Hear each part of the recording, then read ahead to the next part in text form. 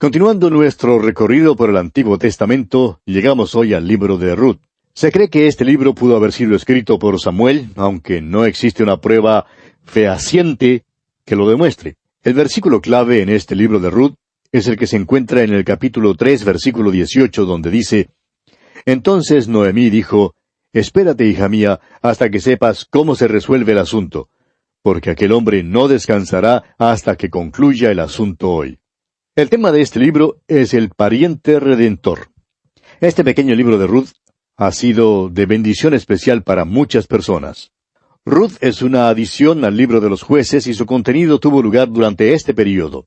Es una hermosa historia, un relato feliz acerca de algunas personas que vivieron durante el período triste que se describe en el libro de los jueces. Este libro ha sido reconocido como una joya literaria en partes inesperadas. Se informa que el doctor Samuel Johnson, un gran hombre literario del siglo XVIII, hizo una copia del libro de Ruth. Lo copió todo en escritura corrida, es decir, manuscrito, y lo leyó delante de un grupo de hombres, miembros de un club en Londres, como una producción que él había leído recientemente. Los miembros del club, creyendo que era una composición moderna, alabaron a una y en alta voz el manuscrito. Probablemente creyeron que el doctor Johnson mismo lo había escrito, pero él les informó que había sido tomado de un libro que ellos rechazaban. Y ese, por supuesto, era la Biblia misma. No sabemos cuáles fueron los resultados secundarios en ese grupo. Quizá hizo que acudieran a la Biblia y descubrieran que habían dejado de ver algo. La hermosura y excelencia de la historia de Ruth no puede pasar inadvertida aún al creyente más indiferente. Ruth registra la historia del amor de la sierva de Moab. Revela el poder del amor puro y apasionado. Cuenta del apego intenso que existía entre Ruth y su suegra Noemí, pues el amor es tan fuerte como la misma muerte. Este libro registra un romance que triunfó sobre obstáculos raciales y religiosos y cuenta de dos corazones que fueron unidos con los lazos del amor. El libro de Ruth es una prueba de laboratorio que demuestra que la más grande de las características humanas es el amor, tanto en el nivel humano como en el nivel divino. La palabra amor solamente se usa una sola vez en todo este libro, y cuando se usa, habla del amor de Ruth por su suegra en el capítulo 4, versículo 15. En cuanto al romance de Ruth, la palabra amor no aparece.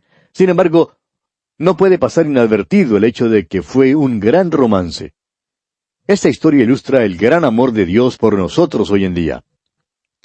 El autor de estos estudios bíblicos, el Dr. J. Vernon McGee, nos cuenta que el libro de Ruth primero le atrajo cuando era estudiante en el seminario. Durante esos tiempos, el profesorado se había dividido en dos grupos, los modernistas y los fundamentalistas. Se oía decir una cosa en una clase y al llegar a la otra, el profesor contradecía lo que había dicho el profesor anterior. Aunque yo me consideraba fundamentalista, dice el Dr. McGee, llegué a la conclusión de que los modernistas estaban triunfando. Parecían tener los mejores argumentos filosóficos. Una noche, continuó el Dr. McGee, me encontré en la biblioteca leyendo un libro escrito por Calvino, un libro que era de lectura requerida para una de las clases.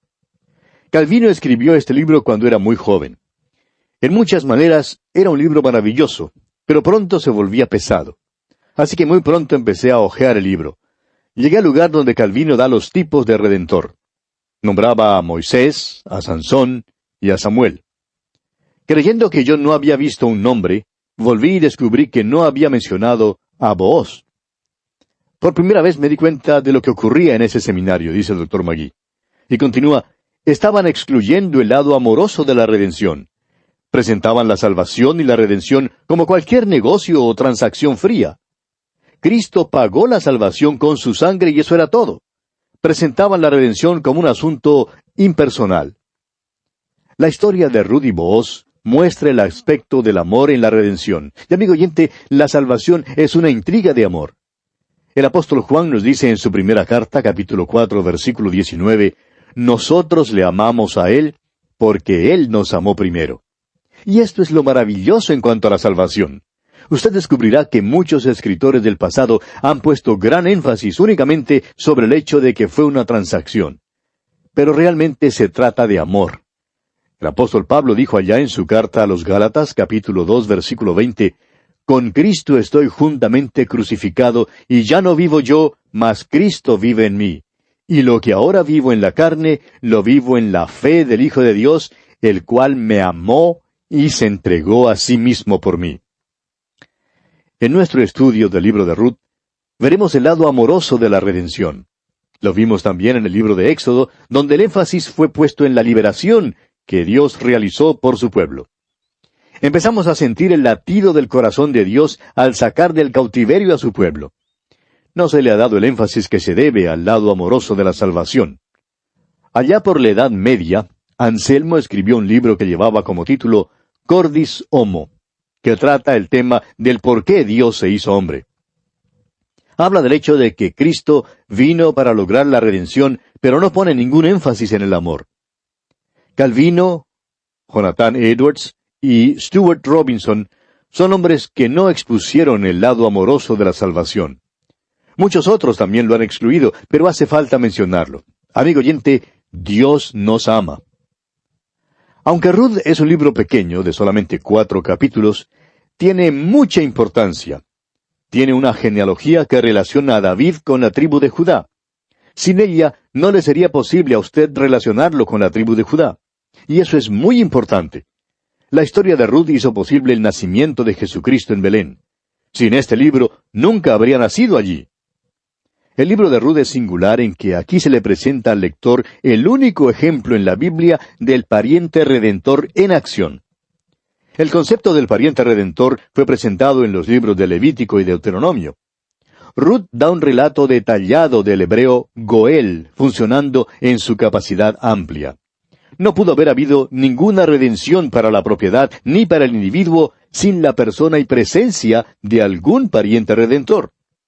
Y a menos que la obra del pariente redentor se comprenda adecuadamente, no puede haber ninguna comprensión de la obra de la redención de Jesucristo. La redención requiere un pariente redentor. El libro de Ruth esclarece también la economía mosaica. Y luego, amigo oyente, en este libro veremos a Cristo. El día de Pentecostés denota la línea de demarcación entre la ley y la gracia. Ruth, desde el principio hasta el fin, es una historia de pura gracia. Cuenta de cómo una gentil, a quien la ley condenaba, fue traída bajo las alas del Señor Jehová de Israel, y cómo le fue posible entrar cuando la ley decía, no entrará amonita ni moabita en la congregación de Jehová, allá en el capítulo 23 de Deuteronomio, versículo 3. Ruth fue traída por todo el camino, y cada paso fue por la gracia. Ella creyó a Booz, y él la trajo a su corazón y a su hogar. Por la gracia, ella fue salvada por la fe. Hay varias maneras de dividir este libro de Ruth, pero lo hemos dividido geográficamente. Primero, en los campos de Moab, en el capítulo 1. En segundo lugar, en el campo de Booz, capítulo 2. En tercer lugar, en la era de Booz, capítulo 3. Y por último, en cuarto lugar, en el corazón y en el hogar de Booz, en el capítulo 4. Y estamos listos ahora sí para entrar en el capítulo 1 de este libro de Ruth. En este capítulo 1 tenemos que Elimelech es impelido por el hambre a ir a los campos de Moab, y allí muere. Mahalón y Kelión también mueren. Noemí regresa a casa, y Ruth la acompaña. Y van luego a Belén. Leamos el primer versículo de este capítulo 1 de Ruth. Aconteció en los días que gobernaban los jueces, que hubo hambre en la tierra. Y un varón de Belén de Judá fue a morar en los campos de Moab, él y su mujer, y 2 hijos suyos. Esta primera frase es una joya literaria. Nos cuenta el Dr. McGee que cuando él era estudiante en la universidad, tuvo que trabajar para pagar sus estudios y para ayudar a sostener a su madre. Por un tiempo trabajó en un periódico. Una noche acompañó a 2 reporteros a una parte de la ciudad donde había ocurrido un asesinato. Y dice el Dr. McGee, nos tocó a nosotros, los reporteros aprendices, escribir el artículo sobre lo que había pasado. Cuando volvimos de la escena del crimen, el redactor encargado de noticias locales nos dio una charla. Nos dijo que todo buen informe debe apuntar 2 cosas, la hora y el lugar, porque son de mucha importancia.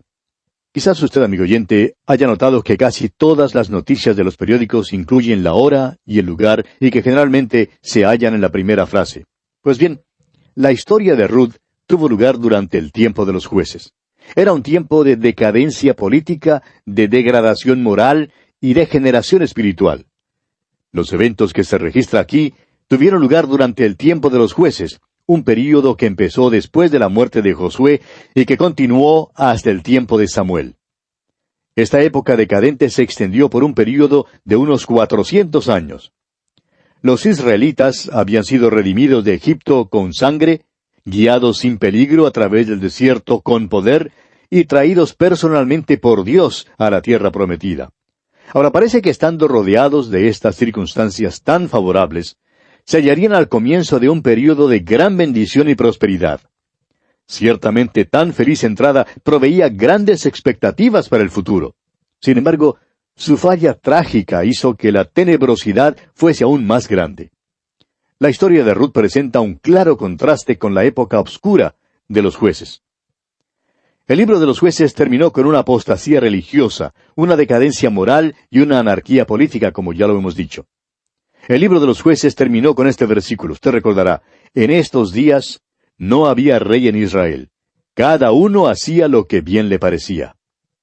Sin duda, Booz conoció a algunos de los jueces. El libro de Ruth proviene de un período de inmoralidad grasa y es una historia clara escrita sobre circunstancias oscuras. Así es la manera en que Dios escribe. Quizá usted habrá notado en las revistas algunos avisos comerciales que están impresos con letras blancas sobre un fondo negro. Y habrá notado el contraste que ofrecen y cómo resaltan en la página. Pues bien, así es como Dios escribe. Sobre el fondo negro del pecado, Dios escribe la bella historia de la salvación. Sobre las circunstancias obscuras de los días de los jueces, días que eran pecaminosos, cuando cada uno hacía lo que bien le parecía, se nos presentan los capítulos 1 al 3 de la epístola a los Romanos. Ruth es una historia hermosa, una historia dulce. Revela el hecho de que a cualquier joven le es posible vivir para Dios si es que quiere vivir para Dios. Y permítame repetir esto una vez más. Ruth es una historia hermosa, una historia dulce, y revela el hecho de que a cualquier joven, escuche bien, a cualquier joven le es posible vivir para Dios si es que quiere vivir para Dios. Fíjese usted en que hubo hambre en la tierra, y esta es una de las 13 hambres que se mencionan en el Antiguo Testamento. Y estas siempre ocurrían durante un tiempo de juicio. Aquellos no fueron solamente días oscuros, sino que también fueron los más oscuros de los oscuros. El juicio de Dios descendió sobre la tierra. Leamos ahora el versículo 2 de este capítulo 1 de Ruth. El nombre de aquel varón era Elimelech y el de su mujer Noemí. Y los nombres de sus hijos eran Maalón y Kelión, efrateos de Belén de Judá. Llegaron pues a los campos de Moab y se quedaron allí. Un hombre llamado Elimelech, de Belén de Judá, fue a residir en los campos de Moab junto con su esposa y sus 2 hijos. Es muy importante buscar el significado de los nombres bíblicos. Belén significa casa de pan. Judá significa alabanza. Aquí está un hombre que vivía en la casa de pan y en el lugar de alabanza. Ese es un lugar maravilloso para vivir, ¿no le parece? Pero fue a morar a Moab con su familia porque había hambre en su tierra. Parece que no confiaba en el Señor. Es muy interesante lo que se dice en cuanto a Moab allá en el Salmo 108, versículo 9. Dios dice, Moab, la vasija para lavarme. Aquí está pues un hombre que junto con su familia dejó la casa de pan y de alabanza para ir a un lugar inferior. ¿Ha escuchado contar esta historia antes? Estamos seguros que sí la ha escuchado.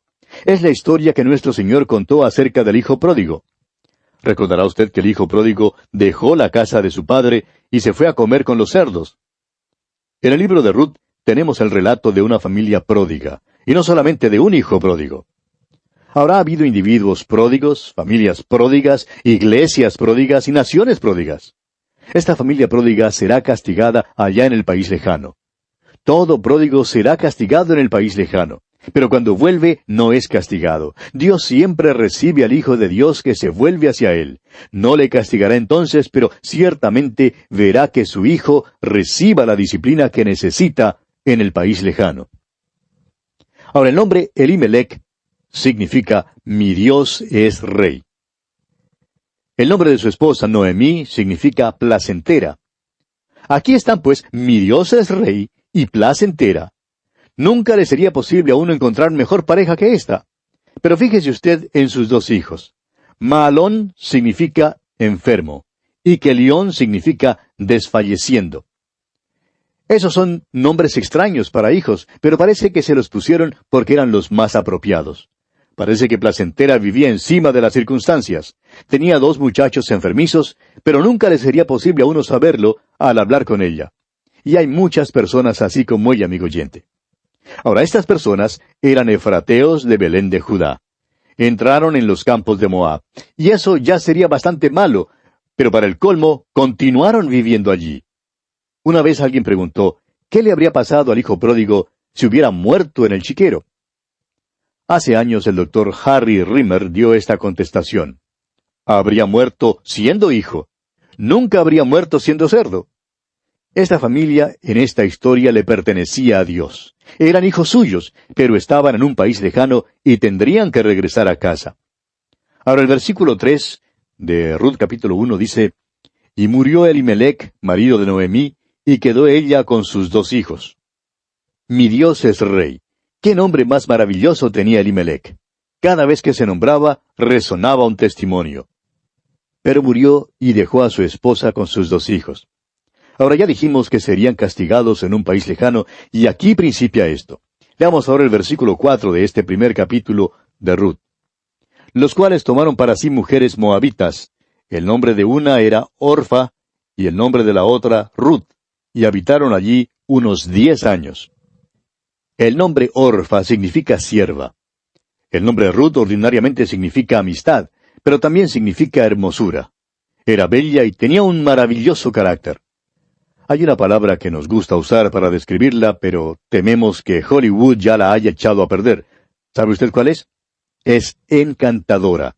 Ruth era encantadora, amigo oyente. Tenía una maravillosa personalidad e inteligencia, y además ella llegó a un conocimiento de Dios. Leamos ahora el versículo 5 de este primer capítulo de Ruth. Y murieron también los dos, Mahalón y Kelión, quedando así la mujer desamparada de sus dos hijos y de su marido. Ahora, Placentera había perdido no solamente a su esposo, sino también a sus dos hijos, enfermo y desfalleciendo. Ya dijimos que serían castigados en el país lejano. Ambos jóvenes murieron, y ahora tenemos aquí a 3 viudas. Noemí salió a los campos de Moab con 3 hombres, y ahora tiene 2 mujeres que son extranjeras. Consideremos ahora la decisión de regresar a Judá. Leamos los versículos 6 al 10 de este capítulo 1 de Ruth. Entonces se levantó con sus nueras, y regresó de los campos de Moab, porque oyó en el campo de Moab que Jehová había visitado a su pueblo para darles pan. Salió pues del lugar donde había estado, y con ella sus 2 nueras, y comenzaron a caminar para volverse a la tierra de Judá. Y Noemí dijo a sus 2 nueras, Andad, volveos cada una a la casa de su madre. Jehová haga con vosotras misericordia, como la habéis hecho con los muertos y conmigo. Os conceda Jehová que halléis descanso, cada una en casa de su marido. Luego las besó, y ellas alzaron su voz, y lloraron, y le dijeron, Ciertamente nosotros iremos contigo a tu pueblo. Dios había bendecido nuevamente la tierra de Judá, porque el pueblo se había vuelto a Dios. Noemí oyó contar de esto, y entonces resolvió regresar a su propio país. Ella y sus 2 nueras empiezan el viaje, pero junto al camino, Noemí se detiene para hablarles algo muy en serio. Ella habla favorablemente en cuanto a sus nueras. Ahora, por lo común, la madre que tiene hijo no cree que haya una muchacha que sea lo suficientemente buena como para él. Pero Noemí creía que estas muchachas sí eran buenas para sus hijos y las apreció mucho. Aquí vemos que les aconseja que regresen a su pueblo para quedarse allí. Eso significaba que podrían casarse luego con los de su propio pueblo. Ahora, regresar a casa realmente significaba para ellas volver a la idolatría. Al parecer estas 2 mujeres se habían declarado a favor de Dios. Pero mientras que una es genuina en cuanto a su declaración, la otra no lo es. Ahora, algunas de las cosas que Noemí les había dicho les entristeció, eso es seguro. Si estas 2 mujeres se fueran con Noemí, probablemente no les sería posible casarse nuevamente porque ninguno de los israelitas se comprometería. Era prohibido a los israelitas casarse con extranjeros. El regreso a Judá con Noemí también significaría una pobreza perpetua, porque cuando ella había salido de su tierra, había perdido su propiedad. Sus tierras habían sido hipotecadas. Otros ahora tenían su parcela, y para poder recobrarla le faltaba un redentor. Habría un redentor, pero a esta altura eso no significaba nada para Ruth ni para Orfa, que no lo sabían. Por tanto, Noemí les dice que deben quedarse en Moab y casarse con los de su pueblo. Entonces ellas dejaron de hablar, sacaron los pañuelos y lloraron mucho. Luego ambas jóvenes le dicen a Noemí que la acompañarán a Judá. Y tenemos luego la decisión leal de Ruth. Leamos los versículos 11 hasta el 13 de este capítulo 1 de Ruth. Y Noemí respondió, Volveos, hijas mías, ¿para qué habéis de ir conmigo? ¿Tengo yo más hijos en el vientre que puedan ser vuestros maridos? Volveos, hijas mías, e idos, porque yo ya soy vieja para tener marido, y aunque dijese, esperanza tengo, y esta noche estuviese con marido, y aún diese a luz hijos, ¿habíais vosotras de esperarlos hasta que fuesen grandes? ¿Habíais de quedaros sin casar por amor a ellos? No, hijas mías, que mayor amargura tengo yo que vosotras, pues la mano de Jehová ha salido contra mí. Si un hombre moría en Israel, su hermano, tío o sobrino podía casarse con la viuda. El hecho es que la esposa del difunto podía demandar que uno de ellos fuera su esposo, a fin de que se perpetuara el nombre del esposo. Pero Noemí les dice a Ruth y a Orfa que ella no tenía más hijos y que serían insensatas al regresar con ella a Judá, porque no podían casarse fuera de la familia. Ninguno en Belén tendría interés alguno en ellas.